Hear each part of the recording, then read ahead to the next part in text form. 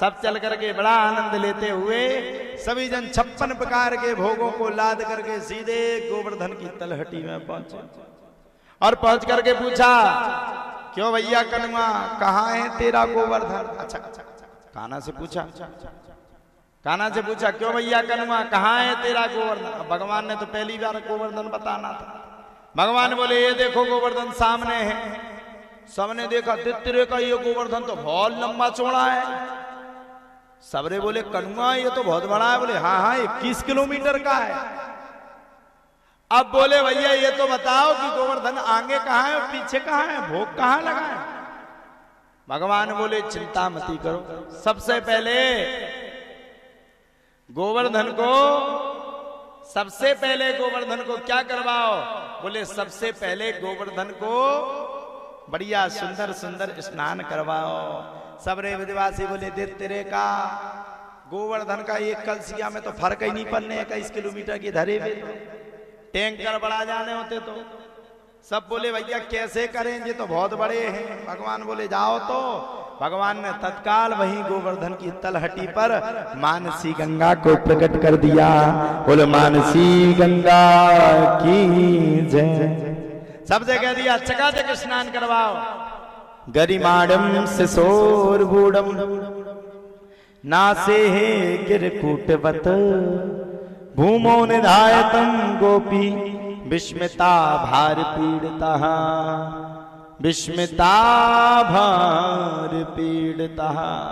बढ़िया सुंदर सुंदर गोवर्धन भगवान ने स्नान करे और सुंदर सुंदर स्नान करके गोवर्धन भगवान ने,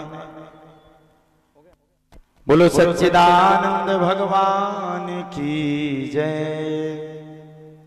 अब सबने कहा, कनुआ स्नान तो हो गए। अब सबने पूरे नहीं करवाए स्नान। कितने लोग करवाते स्नान? 21 किलोमीटर में तो कट जाने थी 200-400 साल।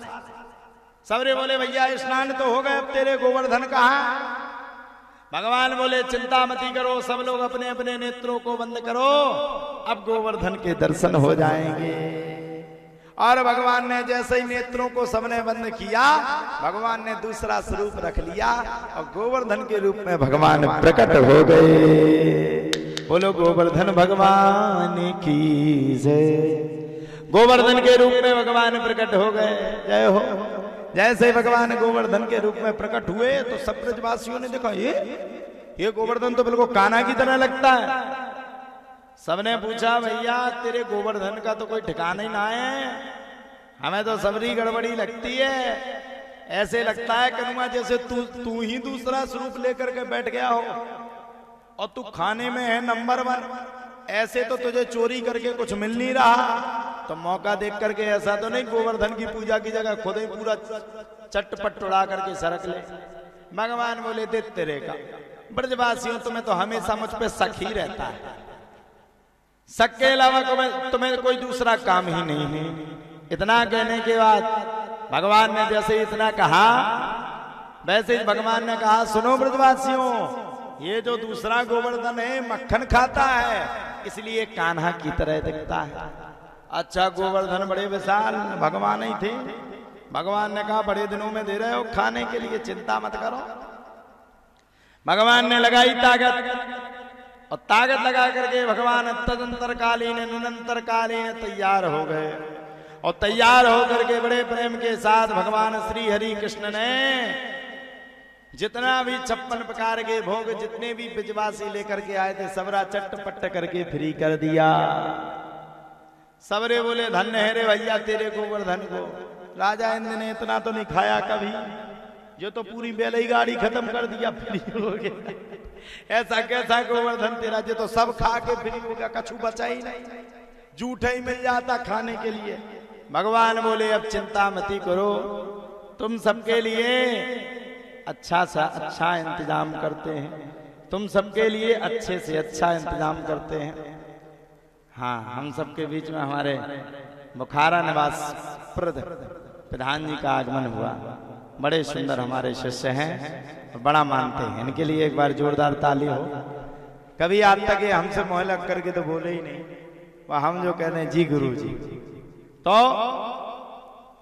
जब इतना सब कुछ हो गया तब तो भैया सबरे कहते हैं ब्रजवासी बोले, भैया हमें तो समझ में नहीं आते तेरे गोवर्धन। सबरा खा गया ये तो, कछु बचने ही नहीं दिया इसने। जितना था सबरा चट्टपट्ट करके उड़ गया। और ऐसा कैसा तेरा गोवर्धन है। जब बातों को सुना तो भगवान बोले चिंता नहीं करो, तुम लोग अपने नेत्रों को बंद करो, गोवर्धन फिर से कृपा कर देंगे। और जैसे ही सब ब्रजवासियों ने नेत्रों को बंद किया, भगवान गोवर्धन की ऐसी कृपा हुई कि चकाचक 56 प्रकार का भोग भगवान ने पुनः सभी ब्रजवासियों को वापस कर दिया। बोलो सच्चिदानंद भगवान की जय।